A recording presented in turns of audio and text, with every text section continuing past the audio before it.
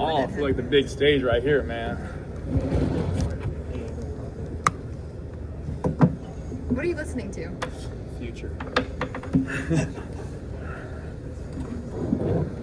Diego, I know you guys kind of take a holistic look at the season, not any specific games, but to be able to get one more crack at Texas this year, I know the game was kind of one that hated you guys a bit last year. How exciting is that to get one more chance facing the Longhorns? Well, we had a lot of close games last year. Texas was one that we lost by 3. Obviously, we want to get every loss back and avenge every loss, but we get to see them in Austin, so it'll be a fun game. Guys, if you could please introduce yourselves to Diego and who you're with before you ask your question, we'd appreciate it. Thank you. Diego, Noah Gross, KXA News. I wanted to ask you about Cedric Alexander backfield and how you two work well so much back there. Yeah, BBL Seti, man. He's he's different. I feel like the way we get together is he has a winning mentality. He don't care if he's playing injured. I know me and him back half of the season, we both played, kind of tore up a little bit. But that's my guy. He's a different cat for sure. Diego, like Darryl Gafford's walk on Auburn. You're 2-0 the last 2 years against Hugh Freeze and Auburn. You played the third time in Nashville. Talk about how difficult it is to beat a team 3 times, especially with you at the quarterback position. I mean, Hugh Freeze is a great coach. They have a very well-ran program at Auburn. But it's the battle of the Warriors, and so I feel like it comes down to who's more prepared that week. Obviously, we've got the best of him 2 times, and obviously we always wanted to play in our favor. But they run a well-ran program, and they got some good talent there too. So it'll be a fun game in Nashville this year. Diego, Peter Ryder, HistoryMail.com. What do you remember about that game last year in Auburn and what it was that kind of helped propel you guys? Oh, I remember one of their linebackers kind of talking crazy before the game, saying that we weren't able to put up points or something like that. But that just adds fuel to the fire, and I really enjoy that kind of stuff. I love competition when someone talks. Maybe I talk to them or something like that. It's what fuels me, and it's always a good time to step on that field. Do you remember who it was? No, I don't. I'm bad with names. Diego, Ben Point, Sports Illustrated.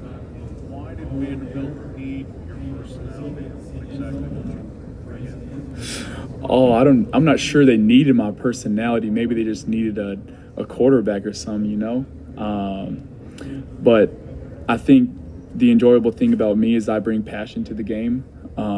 Football, you never know when it's your last play, and so I play balls to the wall every single day. Diego Pavia, the Tennessean, having a year of SEC experience under your belt, what more do you think you can do this year?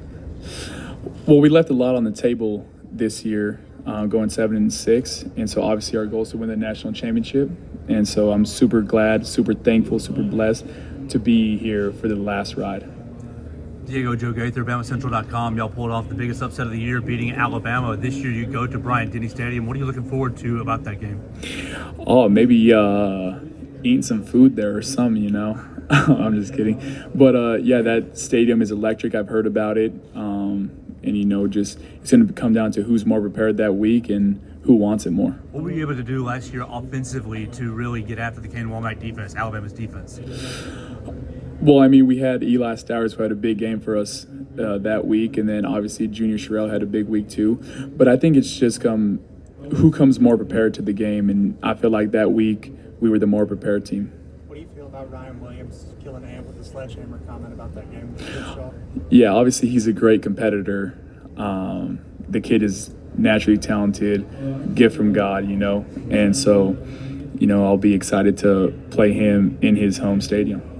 Diego, you all were in 8 one-score games last year. What was the key to making sure you're ready to make winning plays in those tight games? Oh, I just kind of tell him, just put the ball in my hands and I'll make something shake, and so at the end of the game, there's the Missouri drive where they kicked the field goal and we didn't score and we missed the field goal to win it. I put that game on myself. I put all the losses on me, but that game specifically on myself because I didn't finish the job. And so, this year I got to prepare myself mentally to be in those positions more, obviously, because we're as close to 2-10 as we are 10-2. And so when those games come down to the wire, I'll be prepared. How tough is it just to win when the margins are so small? Oh yeah, that's the SEC for you. You know, every team is good in this division, and so when you look at it, top to bottom of the rankings, it's anyone's given day every Saturday. Diego, Kurt Olson, Wesley Chronicle. Why was it so important for you to play another year of college football? Oh, I got to finish something that I started. Going 7-6 wasn't good enough, and I want the national championship. And so to be back here, one last dance it's going to be awesome. Diego, with the Associated Press, kind of one way or another, because of that extra year, you've sort of become a face of that empowerment and kind of the lawsuit and everything. Do you thought about that at all? What your role is in helping college athletes that way? Yeah, I mean, I feel like athletes should get a 5-for-5 kind of deal. I think that'd be better for the athletes. But I think I'm in a super blessed position because I get to, finish something I started. Diego, after that Alabama win. Hold on. Hey, Rando, be quiet. No, I'm just kidding. After that Alabama win, it's sort of the perception of the team nationally blew up. How'd your kind of life change after that? Oh, maybe I get to hang out with some cool people. I hung out with Theo. Obviously, recruiting-wise, we got in some good talent.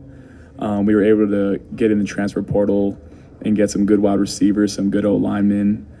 We returned two of the top O-linemen because of the transfer portal and Bryce and Jordan White. And so we're super excited to have those guys and then all the talent around us. I mean, we're fully loaded on offense this year.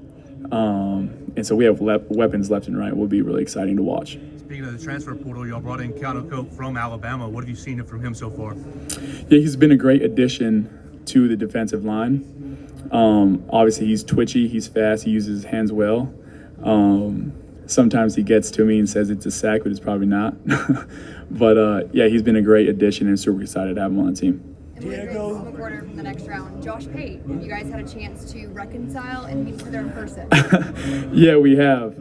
For the first time, I met him in person. I didn't know who he was before, but now I know who he is.